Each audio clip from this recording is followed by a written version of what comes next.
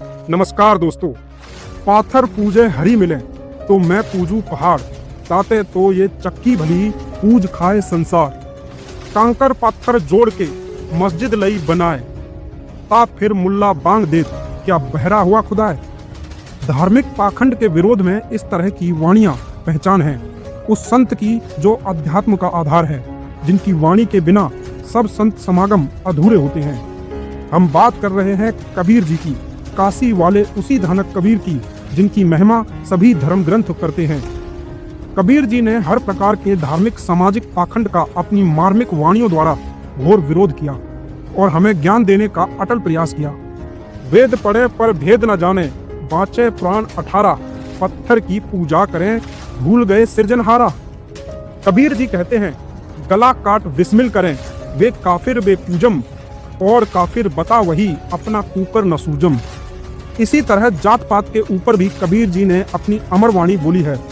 काहे को कीजय पांडे छूत विचार, छूत ही ते उपजा ये सब संसार। हमरे कैसे लोहू तुमरे कैसे दूत, तुम कैसे ब्राह्मण पांडे हम कैसे सूत। कबीर जी इस तरह की वाणी सुनाते रहे और यही संदेश सुनाते सुनाते सतलोक में सहशरीर चले गए।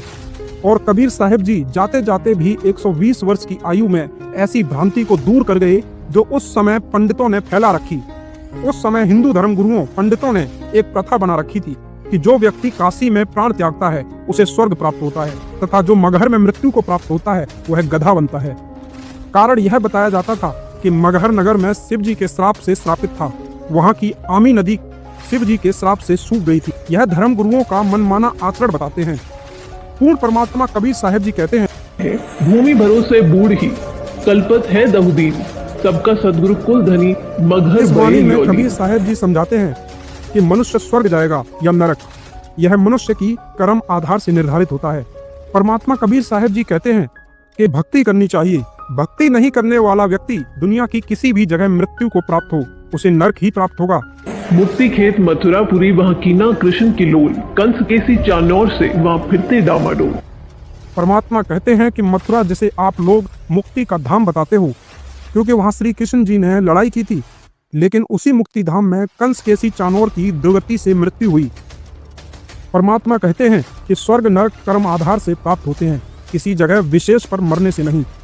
कबीर जी ने इसी भ्रम का निवारण करने के लिए कहा कि मैं मगहर में अपना शरीर छोड़ूंगा और तुम सब देखना कि मैं कहाँ जाऊंगा। इस बात से हजारों की संख्या में लोग निश्चित दिन मगहर में पहुंच गए।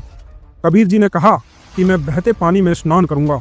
राजा ने बताया कि यहाँ एक आमी नदी हुआ करती थी जो भगवान शिव